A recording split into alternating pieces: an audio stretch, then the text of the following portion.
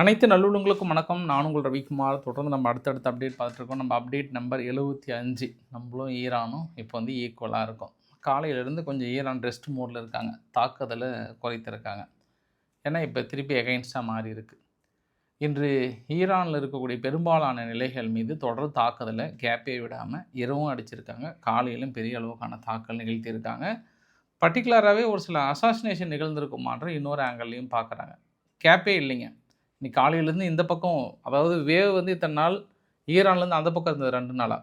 So நேற்று இரவு வந்து கொஞ்சம் இந்த தரப்பில் மாறி இருக்குது. அதனால் அந்த ஸ்டேட் ஆஃப் ஹார்முஸ் பகுதி என்ன நிகழப்போகிறது, மறுபடியும் ட்ரம்ப் அவர்கள் சொன்ன செய்தி, ஈரான் தரப்பில் சொன்ன செய்தி, இந்த இஸ்ரேல் ஈரான் அமெரிக்க யுத்தத்தை தாண்டி இது அப்படியே நாடு தழுவிய அளவில் உள்ள இன்டர்னலாக பெரிய அளவுக்கு பாதிக்கப்பட போகிறதான்ற ஒரு அச்சம். லண்டனில் ஒரு நிகழ்வு, நெதர்லாண்டில் ஒரு நிகழ்வு, இந்த மாதிரி தொடர்ந்து நிகழ ஆரம்பித்து விட்டது. நிறைய விஷயங்கள் பேசலாம், ஷார்ட்டாக ஏதாவது குறைவாக பேசலாம். வாங்க நம்ம வீடியோக்குள்ள போகலாம். ஸோ வீடியோக்குள்ள போகிறது முன்பு நீங்கள் நம்ம சேனலை சப்ஸ்கிரைப் பண்ணலாம், சப்ஸ்கிரைப் பண்ணிட்டு வாங்க. மறக்காம பெல் பட்டன் கிளிக் பண்ணி ஆல் ஆப்ஷன்ஸ் கொடுங்க. வீடியோக்குள்ள போகலாம்.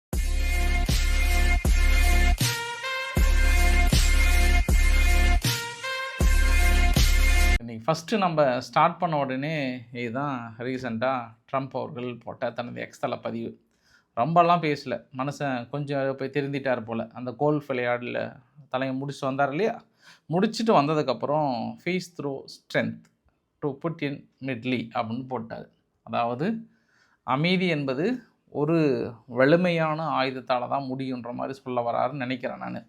அப்போ இந்த ட்விட் மூலிமா ஒரு சில சந்தேகங்கள் வரலாம். ஸ்டேட் ஆஃப் ஹார்முஸ் மீதோ இல்லை வந்து ஸ்டேட் ஆஃப் ஹார்முஸ் கண்ட்ரோல் எடுப்பதற்கான அவங்களோட பவர் நிலைகள் மீது அடிக்கிறாங்களா, ரொம்ப பேட்லியாக அட்டாக் பண்ண போகிறாங்களா அப்படின்னா கண்டிப்பாக அதற்கான அறிகுறிகள் அநேகமாக தென்படுகிறது. அப்போ வருகின்ற நாட்களில் அந்த பதற்றம் வந்து நல்லாவே தெரியுது. இப்போ தான் போப் பிரான்சிஸ் அவர்கள் ஓடி வந்திருக்கிறார். மனித குலத்திற்கே அவமானம், மத்திய கிழக்கு நாடுகள் நடக்கும் போரால் மனித குலத்திற்கு பெரும் அவமானம் என்று சொல்லியிருக்கார். உடனடியாக இந்த மனித நாகரிக சமூகத்திற்கு பொருத்தமாகாது, உடனடியாக நிறுத்துங்க அப்படின்ற மாதிரிலாம் சொல்லியிருக்கிறாரு. இப்போ எல்லாருமே இந்த மாதிரி கருத்தை ஓடி வந்து சொல்ல தாங்க ஐயா செய்கிறாங்க. நம்ம வீட்டு பக்கத்து வீட்டு பாட்டி கூட தான் கருத்து சொல்கிறாங்க. அந்த கருத்து அங்கே போய் ரீச் ஆகுமான்றதான் எனக்கு கேள்விக்குறியாக இருக்குது. அந்த போப் பிரான்சிஸாக இருக்கட்டும், இல்லை எல்லாராக இருக்கட்டும், இன்றைக்கி கூட சீனா ஓடி வந்து தனது கருத்துக்களை வந்து தெரிவிச்சிருந்தாங்க.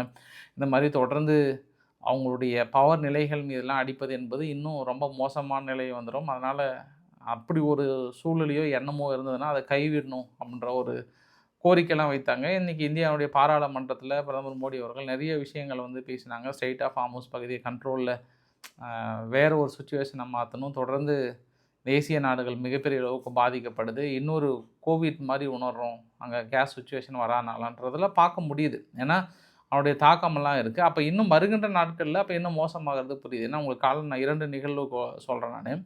இன்றைக்கி அமெரிக்கானுடைய ஏர்ஃபோர்ஸ் மிலிட்ரி டிரான்ஸ்போர்ட் வந்து எப்போவுமே இல்லாத அளவுக்கு மறுபடியும் ஒரு பெரிய அலை வந்து இங்கே மிடில் ஈஸ்டில் கொண்டு வந்து கொட்டியிருக்காங்க ஆயுதங்களை. இது வழக்கமாக போர் நடக்கிறதுக்கு முன்பு தான் இது மாதிரி பார்க்க முடிஞ்சது. பெரிய அளவுக்கு வந்து ஆயுதங்களை வந்து டம்ப் பண்ணாங்கல்ல, அதே மாதிரி ஒரு நிகழ்வு நேற்று இரவு இருந்து விடிய மறுபடியும் காலையிலையும் தொடர்ந்து அங்கே இருக்கக்கூடிய விமானங்கள் வந்த வண்ணமாக இருந்தது. அத்தனையும் டிரான்ஸ்போர்ட் விமானங்கள், அது எல்லாமே ஃபுல்லாக ஆயுதங்களாக தான் தெரியுது, பெரிய பெரிய ஆயுதங்களாகவே தெரியுது. இன்னும் ஒரு சில பத்திரிகைகள் வந்து வேர்ல்டு லெவல் பத்திரிகைகள், ப்ளூம்பர்க் போன்ற பத்திரிகைகள்லாம் இன்ன வரைக்கும் அவங்க பழைய ஸ்டாக்கு தான் இன்னுமே யூஸ் பண்ணிட்டுருக்கிறாங்க. அதுவும் இஸ்ரேல்லாம் வந்து 1973 அந்த குப்பியன்ஸ் வார்லாம் சொல்லுவாங்க.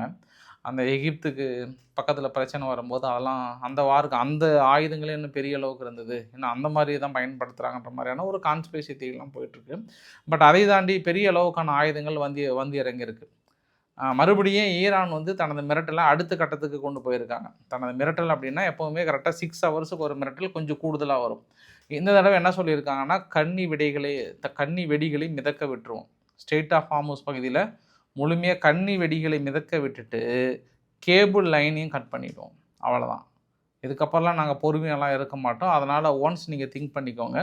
அப்புறம் யூஏயில் இருக்கக்கூடிய நியூக்ளியர் பிளான்ட் இருக்கு இல்லையா, அங்கேயும் நாங்கள் அடிப்போம், அங்கேயும் நாங்கள் விட்டெல்லாம் வைக்க மாட்டோம், அங்கே தான் அடிப்போம் அப்படின்னு சொல்கிறாங்க.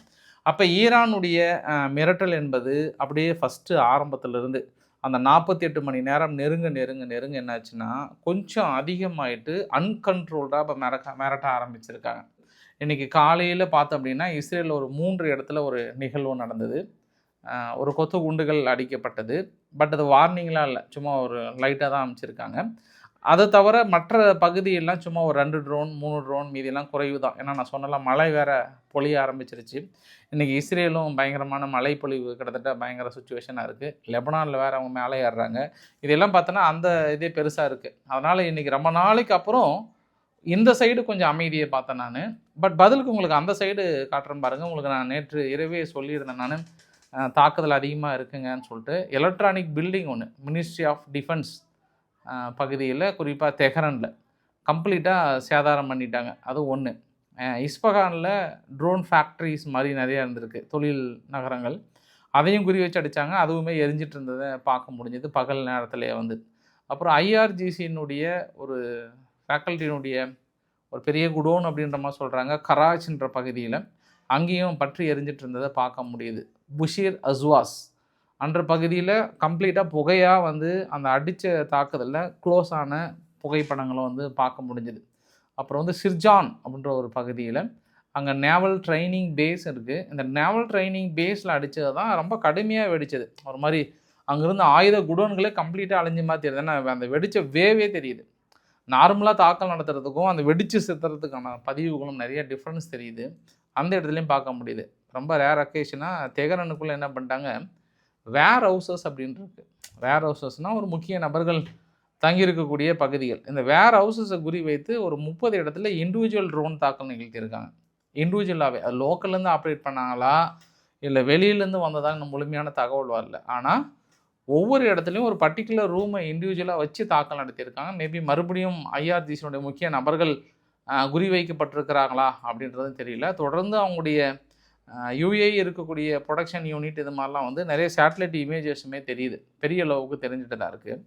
இதனால் அவங்கக்கிட்ட இருக்கக்கூடிய ஆயுதங்கள், அதாவது பேலஸ்டிக் ஏவுகணைகள் வந்து ஈரான்கிட்டேருந்து குறைஞ்சிருமா அப்படின்னா இன்னும் பொறுத்திருந்தான் நம்ம பார்க்கணும். ஏன்னா நம்ம வரைபடத்தை பார்க்க முடியுது. இது பிப்ரவரி 28 மார்ச் 22 வரைக்கும் அவங்க நடத்தின தாக்குதல். சிவப்பு கலராகிறது மிசைல்ஸ், நீல கலராகிறது ட்ரோன் தாக்குதல். அப்போ லாஸ்ட்டாக 22 25 மிசைல்ஸ் அனுப்பியிருக்காங்க, 63 ட்ரோன் அட்டாக் நடத்தியிருக்காங்க.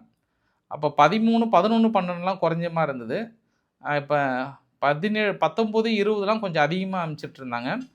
மறுபடியும் ஒரு 2 நாள் நேற்று கொஞ்சம் குறைவாக இருந்தது. இன்றைக்கி டோட்டலாகவே கொஞ்சம் நிசப்தமாக இருக்குது. ஈரான் தரப்பில் கொஞ்சம் ரொம்ப கேப் விட்டுருக்காங்க. நான் உங்கள்கிட்ட நான் சொன்னேன், நிறைய பேர் வந்து மேபி விளையாட்டாக எடுத்துக்கிட்டாங்களா இல்லை ஏதோ சும்மா சொல்கிறேன்னு நினச்சிக்கிட்டாங்களான்னு தெரியல. இவங்க 2-3 நாள் கேப் விட்டது ஈரான் அடிக்கடிக்க நிறைய அப்சர்வ் பண்ணியிருக்காங்க. அந்த தாக்கல் நடத்துறதுக்கான வாய்ப்புகள் இருக்குது. நிறைய மலைப்பகுதிகள் அப்படின்னா அந்த மலைக்கடியில் எல்லாம் குடஞ்சிருக்காங்க இல்லையா, அதையெல்லாம் கூட குறி வைத்து தாக்கல் நடத்தப்பட்டதா நிறைய அங்கே இருக்கிற புகைப்படங்கள், அது மாதிரி நிறைய விஷயங்கள் வந்துட்டு தான் இருக்குது. உங்களுக்கு இன்னும் கொஞ்சம் டீட்டெயிலாக நான் இரவு பதிவில் கூட நான் சொல்கிறேன் நான்.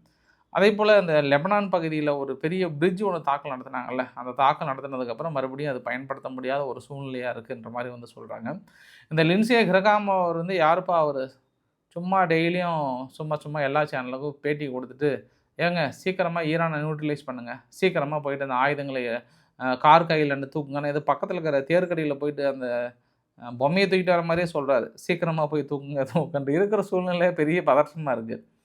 அவ்வளோ சீக்கிரம் அந்த தீவை கட்டுப்படுத்தினாங்கன்னா அது அமெரிக்காவுக்கு தான் டேஞ்சர். அது அவங்க இருந்து பார்த்துட்டு ஈரான் என்ன பண்ணாங்க, அங்கேயே அடிக்க ஆரம்பித்தாங்கன்னா என்ன பண்ணுவீங்க, இவங்க வீரர்களை இழக்க ஆரம்பிச்சிருவாங்க. பார்க்கலாம். ஆனால் சூழ்நிலை வந்து ரொம்ப டஃப்பாக போயிட்டுருக்கு. இருக்க கொஞ்சம் அப்படியே குறையுமான்னு பார்த்தா இல்லை. பாருங்கள், ஈரான் கொஞ்சம் லிபரல் விட்டுருக்காங்க ஸ்ட்ரெயிட் ஆஃப் ஹார்முஸ் பகுதியில். இந்தியானுடைய 2 பைன் கேஸ் கொஞ்சம் இந்த பக்கம் வந்து அனுப்பிச்சிருக்காங்க.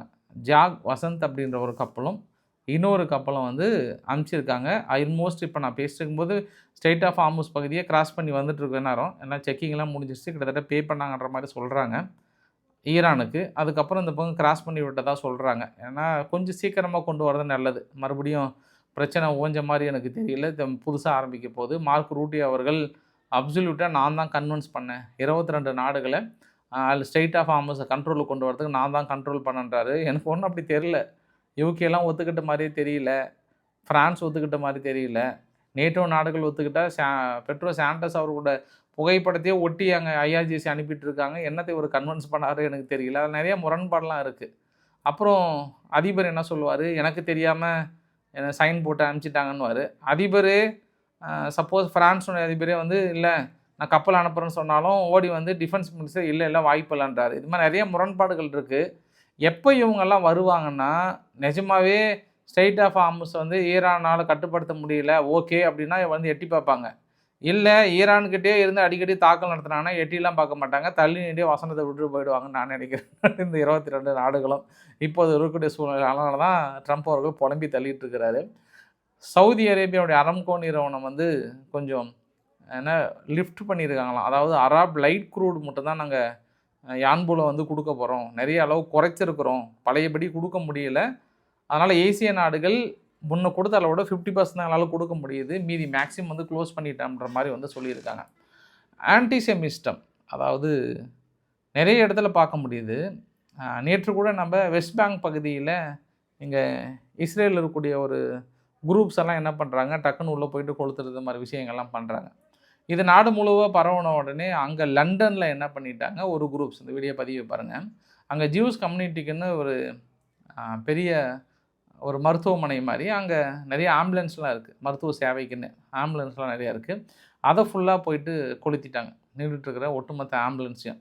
ஏன்னா ஆம்புலன்ஸு கொளுத்துறது அவ்வளோ சீக்கிரம் ஏற்றுக்கொள்ள முடியாதுன்னு சொல்லிட்டு கிறிஸ் ஸ்டார்மர் அவர்கள் எந்த வகையிலும் எந்த ரூபத்திலும் வந்து எங்கள் நாட்டுக்குள்ளே வந்து ஆன்டிசெமிஸ்டம் ஏற்றுக்கொள்ள முடியாது, அது ஜூஸ் மக்கள் இருக்கக்கூடிய பகுதியில் அப்படின்ற மாதிரி வந்து சொல்லியிருக்காங்க. அதனால் லண்டனில் தொடர்ந்து ஒரு பதற்றம். ஏற்கனவே தொடர்ந்து இஸ்ரேல் வார்னிங் கொடுத்தே இருந்தாங்க லண்டனுக்கு.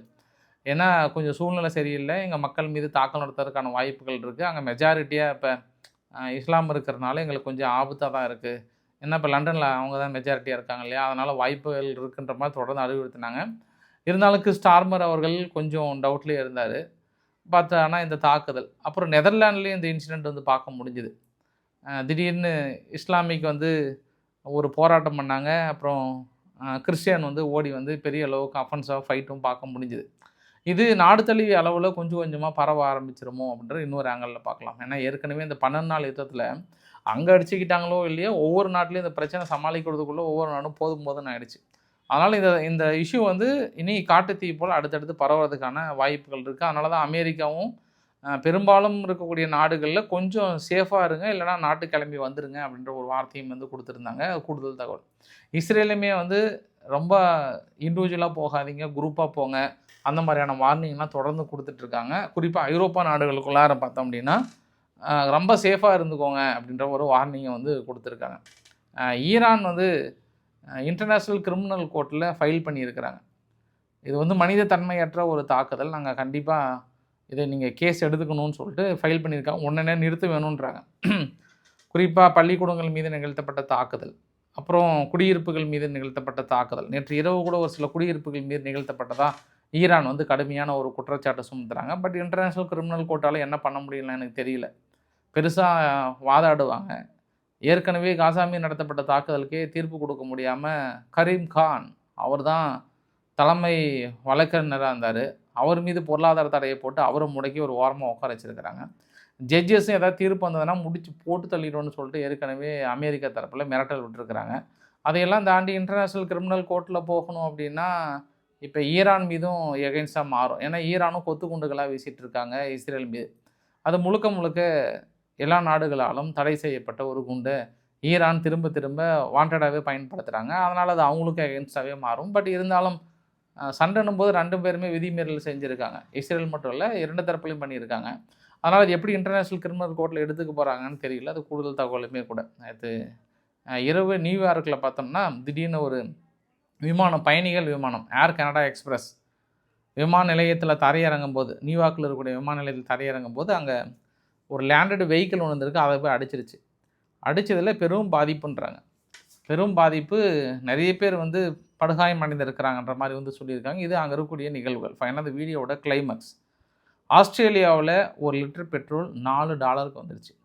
இந்திய மதிப்பில் 1 லிட்டர் பெட்ரோல் ஆல்மோஸ்ட் 380 ரூபா பக்கம் வந்திருக்கு. அப்போ உலகளாவிய அளவில் இந்த பெட்ரோல் டீசலோட விலை வந்து இந்த யுத்தத்தினால பெரிய அளவுக்கான ஒரு தாக்கத்தை ஏற்படுத்தியிருக்கு. அதாவது மனிதனுக்கு தேவையான பொருட்கள் வந்து விலை ஏற ஆரம்பித்திருக்கிறது. மனிதனுக்கு தற்பொழுது தேவையில்லாத என்ற பொருள் ஒதுங்கப்படுகிறது, விலை குறைந்து கொண்டே இருக்கிறது. அது என்னங்க? தங்கம். தங்கம் வந்து கடுமையான விலை குறைவு. நம்ம நேற்று இரவு கூட பேசியிருந்த நம்ம நிறைய காரணிகள் இருக்குது. ஈரான் டன் கணக்கில் வந்து சேல்ஸ் பண்ணுறாங்கன்றதும் தெரியுது. அது இல்லாமல் மக்கள் க்ரூட் ஆயில் அது இதில் இன்வெஸ்ட் பண்ண இறங்கி இருக்கிறாங்க. இது மாதிரி நிறைய காரணிகளாக பிரிக்கும்போது இன்று ஒரே நாளில் மட்டும் தங்கம் ரூ. 7,600 குறைஞ்சிருக்கு. ஆல்மோஸ்ட் 1,03,360 பக்கம் வந்துடுச்சு. ஏன்னா காலையில் ஒரு ரூ. 5,360 வந்தது. மறுபடியும் சாயந்தரம் ஒரு ரூ. 2,240 குறைஞ்சிருக்கு. இன்னும் அதிரடி விலை இன்னும் குறைவதற்கு நிறைய வாய்ப்புகள் இருக்குது. என்னுடைய கெஸ்ஸிங் 80 பக்கம் வரும். வந்துட்டு இந்த போர்லாம் நின்றதுக்கப்புறம் மறுபடியும் ஒரு அமைதியான ஒரு சூழ்நிலை வரும் பட்சத்தில் அது அமெரிக்க டாலரை மீட்டெடுக்கிற மாதிரி இருந்ததுன்னா இந்த விலை அப்படியே ஹோல்ட் ஆகும். இல்லை மறுபடியும் ட்ரம்ப்பை எசக புசகா பண்ணிகிட்டு இருந்தாருன்னா மறுபடியும் விலை ஏற ஆரம்பிச்சிடும். ஆனால் இப்போதைக்கு ஒரு ஒரு ஷார்ட் பீரியடாக அந்த தங்கத்தோட விலை குறைகிறது. க்ரூட் ஆயிலோட விலை சற்று ஏறி இருக்கிறது. மறுபடியும் 98 பக்கம் வந்தது. மறுபடியும் 114 115 தாண்டி வந்து போயிட்டுருக்கு. ஏன்னா அவங்க பவர் அடிக்க போகிறாங்க, பவர் ஸ்டேஷன் அடிக்க போகிறாங்கன்ற ஒரு பெரிய ஆழமான கருத்து மக்கள் மத்தியில் பரவி இருக்கிறது என்பது ஒரு கூடுதல் தகவல். வரைபடங்கள் இருந்தால் இரவு பதிவில் உங்களுக்கு டீட்டெயிலாக விளக்க விரும்புகிறேன் நான். ஸோ பிடிச்சிருந்தால் லைக் பண்ணுங்கள், ஃப்ரெண்ட்ஸ்க்கு ஷேர் பண்ணுங்கள், சப்ஸ்கிரைப் பண்ணுங்கள் ரவிக்குமார் சோமு சேனலில். ஒரு விஷயம் நான் சொல்ல மறந்துட்டேன். நான் மழை பெரிய அளவுக்கு வரும்னு சொல்லியிருந்தேன் அந்த மிடில் ஈஸ்ட்டில். இன்றைக்கி யூஏஇ துபாயிலிருந்து நண்பர் மெசேஜ் பண்ணியிருந்தாங்க. நல்ல மழைப்பொழிவு அப்படின்னு போட்டிருந்தாங்க. சர்ஜாவில் மிகப்பெரிய ஒரு மழைப்பொழிவு. ஏற்கனவே சவுதி சுற்றியும் வந்து கடுமையான மழை. இன்னும் வருகின்ற நாட்களில் இஸ்ரேலுக்கும் சேர்த்து தான் சொல்கிறேன். அந்த ஏரியாவே ஃபுல்லாக மழை கடுமையாக இருக்கும். அதனால் ட்ரோன் தாக்குதலே மேபி ஹோல்டு பண்ணுவதற்கு கூட வாய்ப்புகள் இருக்குது இந்த தாக்கல் நிறுத்துவதற்கு. பட் ஆனால் ஈரானுடைய சூழ்நிலை அந்த இடத்துல விசிபிளாக இருக்கும். இந்த பக்கம் மழையாக இருக்கும். ஈரானுடைய ஸ்கை வந்து ரொம்ப கிளியராக இருக்குன்றதும் ஒரு கூடுதல் தகவலாக சொல்ல முடியும். பார்க்கலாம் பொறுத்திருந்து என்ன நிகழ்வு நடக்கிறது என்று. நன்றி, வணக்கம்.